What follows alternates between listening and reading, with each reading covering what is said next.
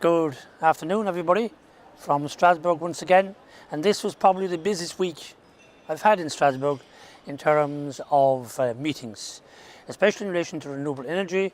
We had 2 or 3 hour meetings in advance of a trilogue meeting yesterday, which started at 6 o'clock and finished at 4 o'clock this morning. 10-hour meeting, but it was worth it because we got a deal, and the measures that I have been pushing for all along were acceptable, especially a 32% target, which is high but manageable, and that will be a great incentive for all of Ireland to show that we take renewables seriously, we take the climate agreement in Paris seriously, and we're going to play our part.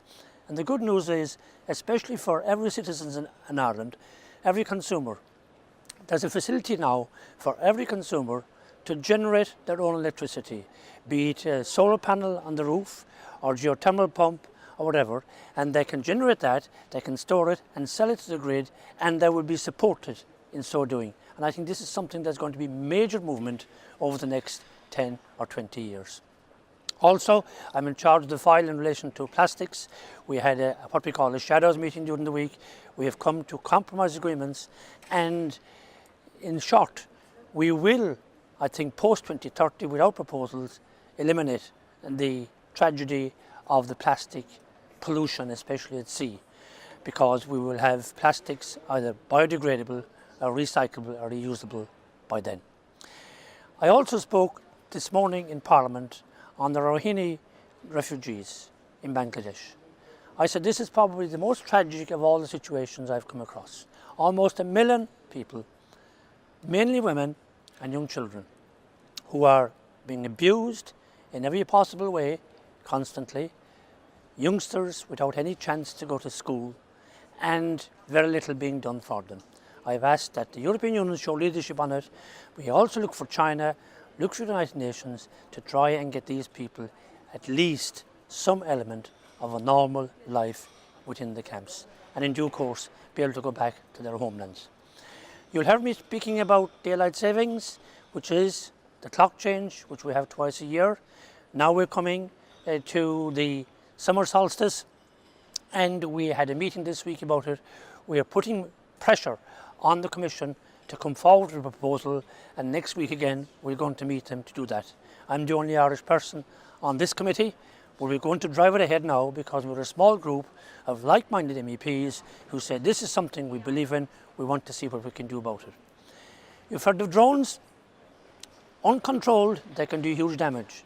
There have been very close shaves in relation to accidents by uncontrolled drones. But now, thankfully, we're bringing forward measures that will regulate drones and monitor them so that the skies will remain safe, so that the billion passengers who fly the skies across Europe into the future and right now will feel safe, and drones won't interfere with them. As well as that, we've been asked about an army in the European Union. Now, I want to make it very clear.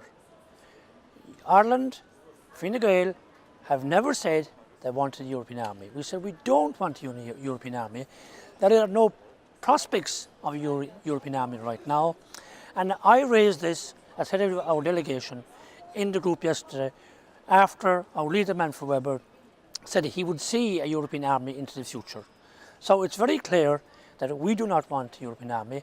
And secondly, it's down in legislation that we have an opt-out even if there was a European army. So Ireland, in terms of committing any funds or any personnel to European army, is not even on the agenda. Finally, I've been asked about the possibility of representation for Northern Ireland in the European Parliament. And I said, yes, I'm open to that idea. Let's discuss it. How would it work? But you'd have to have agreement of all of Northern Ireland, nationalists and unionists.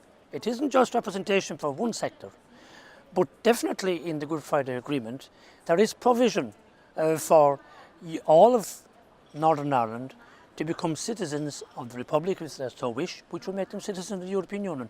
So let's explore it. It's something that would have to have unanimous agreement, Republic of Ireland, Northern Ireland, United Kingdom and the European Union.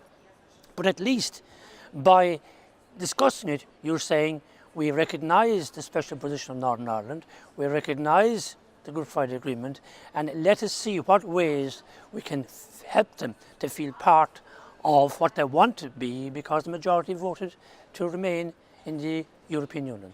So these are matters will be ongoing. We'll discuss them and come to a consensus at the end of the day. Sinna bhfuil a Garda an Ov ó Strasbourg.